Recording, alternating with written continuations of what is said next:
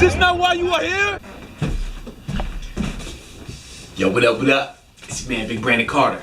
I know a lot of you guys watch my videos because you want to, learn about how to get ripped, how to get six-pack. You want to learn techniques, to aid you in the acquisition of muscle mass.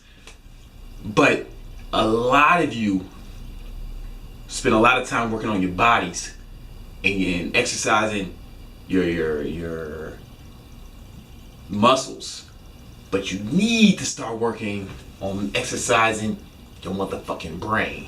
All right, and there's two ways to go about doing that. One, you can read a bunch of books. I'm all about reading books. I definitely do. I do a lot of book reviews on this channel if you're interested. So you can check my old videos, see books that might interest you.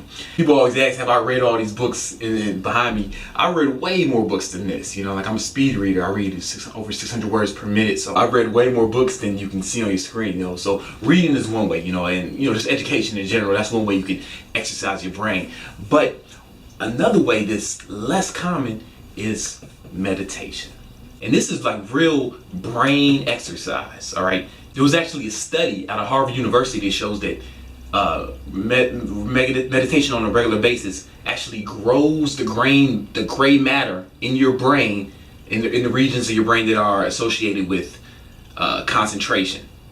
You know what I'm saying? Like you actually grow the same way your bicep grows from doing curls, right? Your brain, the areas in your brain, gray matter in your brain from meditation. And that same study showed that the regions in your brain associated with stress would decrease. They start to shrink. Plenty of literature, plenty of studies that show that meditation lowers stress, which in turn lowers cortisol. It's good for your cortisol levels to lower, because when they are higher, it lowers your testosterone. And your testosterone needs to be optimal for you to make gains. Meditation helps you control your emotions as well. The United States Marines have been conducting lots of studies where they're putting they're having soldiers meditate and seeing because the studies are showing that it will help them in battle. It will help when they're on a battlefield. It's good, and when you're on a battlefield. I mean, I've never been in a war, but I would imagine if bullets are flying around and people are dying around you, you want to be able to focus on your goal. You don't want to panic. You don't want to get distracted. By all the stuff going on around you. You want to be able to focus on what you're trying to accomplish. And that's why the United States Marines are now experimenting with having soldiers meditate, and it might become part of like training for soldiers, for warriors, So it shouldn't surprise you when you find out that Phil Jackson, he made all his championship teams, he had them all meditate during practice. Like at the end of the practice, they would end with meditation session.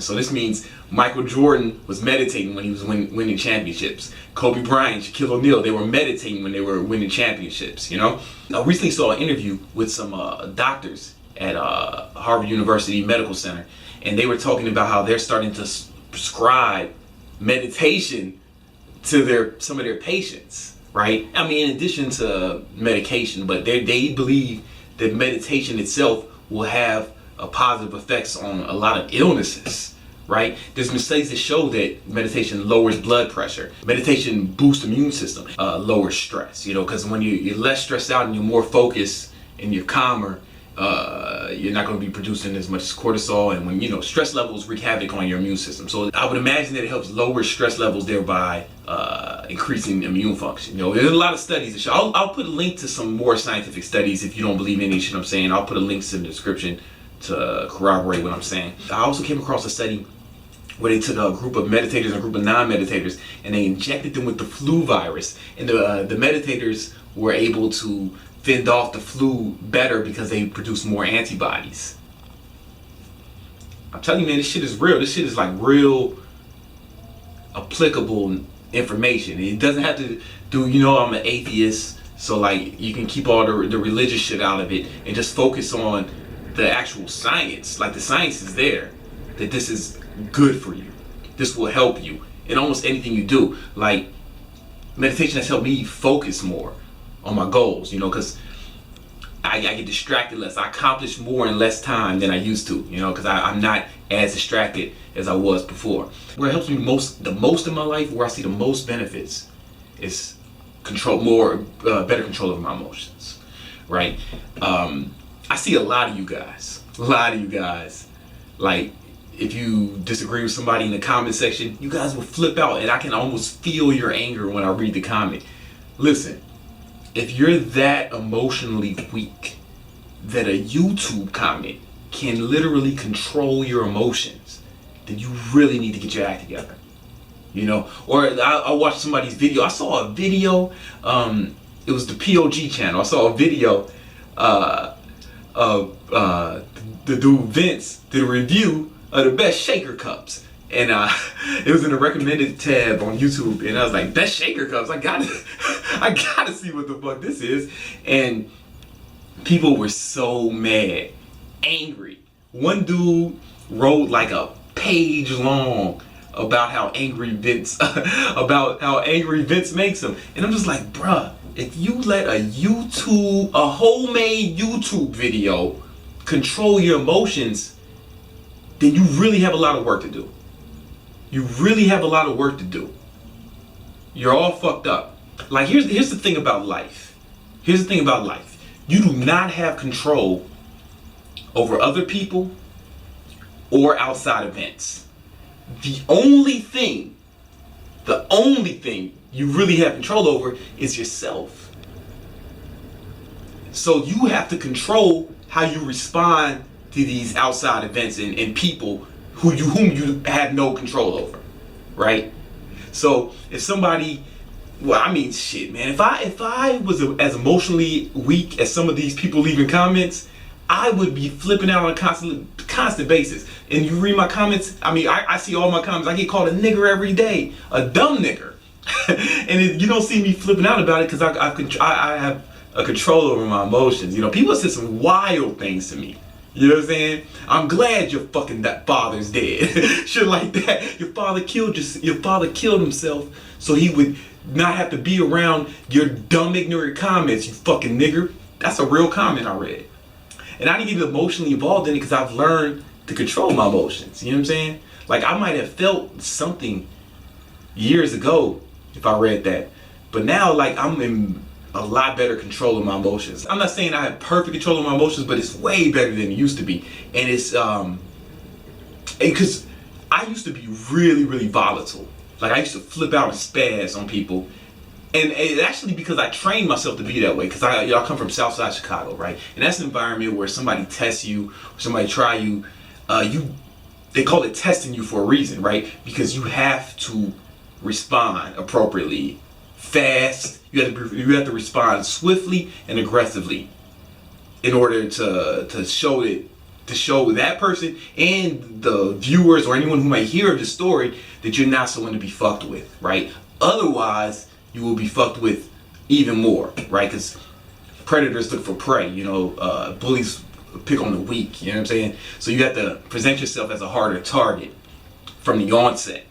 And so, like, I was quick to flip out on somebody. I was quick to punch people, to attack people. Like, from age 12 to whatever my last fight was, I threw the first punch every time, man. I was quick with it, you know what I'm saying? And that may be fine if you're a dumbass kid from the South Side Chicago, but as you ascend into adulthood, then you need to be able to reel that in. You need to be able to control yourself. So if somebody says or does something that bothers you, offends you, or really or if they're trying to piss you off, you need to be able to be in control of yourself.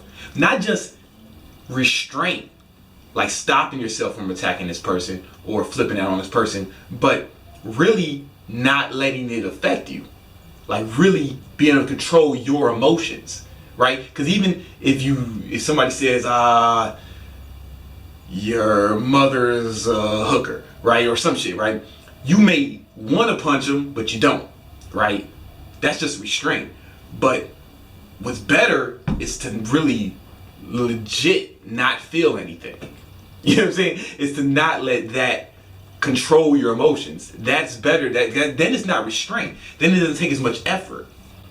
And you do that, and meditation will help with that. So, like, if I attack someone now, it's more of a calculation and less of a reaction. right? That's the thing. You want to be able to, whenever something happens to you that's outside of control, something that wouldn't, your plane gets canceled, somebody says something that to offend you, you miss the train, or you get a bad grade, or whatever the case, someone cuts you off in traffic. So you need to respond to that. You need to respond appropriately, but you don't want to respond involuntarily, right? So you want to respond, but not react. You want to make, you don't want to have an involuntary response. You want to react appropriately. There's a big difference, right? Like I was at the airport, somebody's flight got canceled. They slam on the desk. Oh, I can't believe this is the worst, right? Now this person has let their outside circumstances control their emotions. Whatever the case would be, even if they did have something to go to, whatever it was, they have let the outside world control their emotions. That's crazy, right? You don't have control over that. You only have control over one thing. You have to at least control that. And meditation helps with that. So like sometimes something like that happened to me, and sometimes I'm still tempted to react, right? But then I reel it in, like I reel it in and I just respond. I'm like, all right, so what does this mean? What's next? Because here's the thing, getting mad almost never helps. Spazzing out almost never helps the situation, right? Whatever you're going through, whatever has happened, spazzing out and getting mad almost never makes the situation better. What does make the situation better, staying calm and responding appropriately, right? Trying to steal whatever's happening, trying to still make sure that the best possible outcome is what happens for you. Somebody says something to you on Facebook or in real life, do you just spaz out and attack them, or do you respond appropriately? This is where meditation has helped me the most. Right? So now I'm a lot calmer than I used to be. I'm calm. I'm calm as fuck, cool as hell. I ain't even tripping. You know what I'm saying? A lot of people think, man, Brandon, he's high all the time, man. I smoked weed less than 10 times last year. I'm just calm as fuck, so I'm cool as hell. I'm just cooler than what you're accustomed to seeing. So like I might come across as being under the influence, man, but I'm just, I'm fucking chilling. That's what I'm trying to say. So like bad shit still happens. Bad shit's always gonna happen. You need to be able to respond appropriately. If somebody's homemade YouTube video can make you flip out and spaz and curse and write in all caps, what the fuck are you gonna do when something legitimately awful happens to you in your life? I didn't say if, I said when. When something legitimately terrible happens to you. Because it's gonna happen. It's gonna happen. Everybody you know is gonna die. Everything you love is only temporary. It will be gone.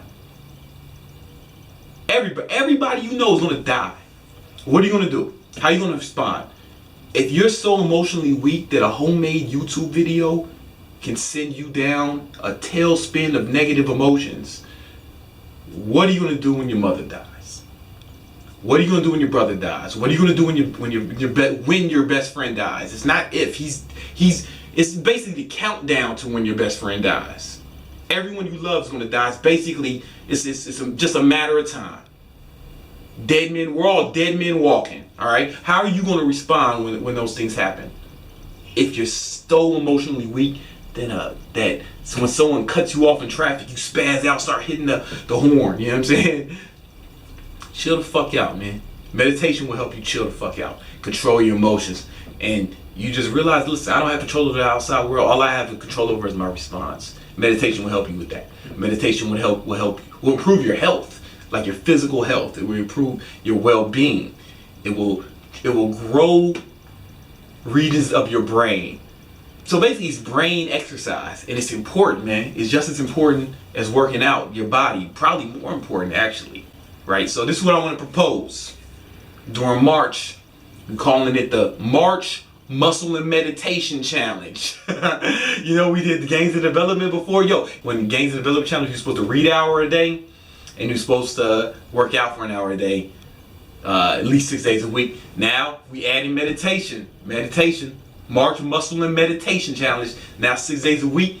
You're going to be working out, some sort of workout, you know, cardio, lifting weights, something, 6 days a week, right? You can take 1 day off, meditating at least 6 days a week. And you can meditate for as long as you want, man, at least 5 minutes a day, at least 5 minutes away. I do 20 minutes in the morning and 20 minutes in the late afternoon, right?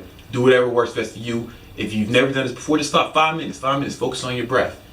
Do it for the whole month of March and see how your life improves, man. You should notice a fucking change. I mean, initially you're going to be like, wow, focusing on my breath is hard as shit. But I didn't notice how distracted I was or how much my mind wanders. And that's good. That's the first step. That's the first step in coming to grips with how crazy the untrained mind is.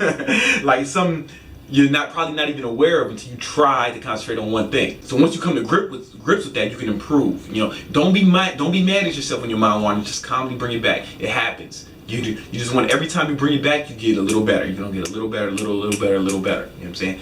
I've came from meditate. My alarm went off after a meditation session. This has happened many times. I'm like, fuck. I don't think I was focused at all that whole time. It's all right. Try getting better next time. It's about progress, not perfection. Remember that. If you want to know more about meditation, I recently read this book, 10% Happier by Dan Harris. This is the best book I've come across on meditation. If you see, I got it all marked up and highlighted. I love this book. This is the best book I've come across on meditation. It's funny. Dan, he's a news anchor on NBC, I believe. He flipped out on, he's kind of spazzed out on air, right? And he had a fucking coke addiction. So he's a drug addict spaz, right? And he was a spaz out drug addict.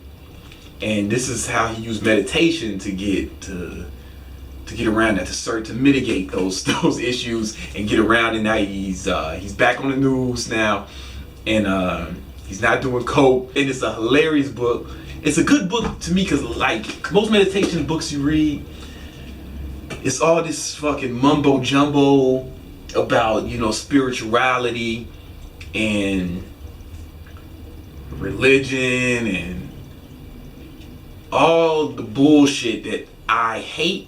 This book is devoid of that, you know, and almost seems like Dan hates it as much as me, because he's an atheist as well. So it's a good book. You should check it out. People have been asking me about Sam Harris's book about it waking up. You know, Sam's a real smart guy, and maybe I'm just not intelligent enough to get it right. But it seemed like when I read the whole book, and it seemed like Sam was talking in circles a lot, you know, consciousness, and maybe I'm just not smart enough to get it, you know. That's a possibility. But I think this book is better. I can't really recommend Sam's book, you know. I didn't fucking love it. Yeah, so anyway, March. It's the March Muscle and Meditation Challenge, all right? Who's with me? You know what I'm saying? If you're a meditator, if you've been meditating, or if you want to join the challenge, put a comment in below, man. Tell me about your experience with meditation.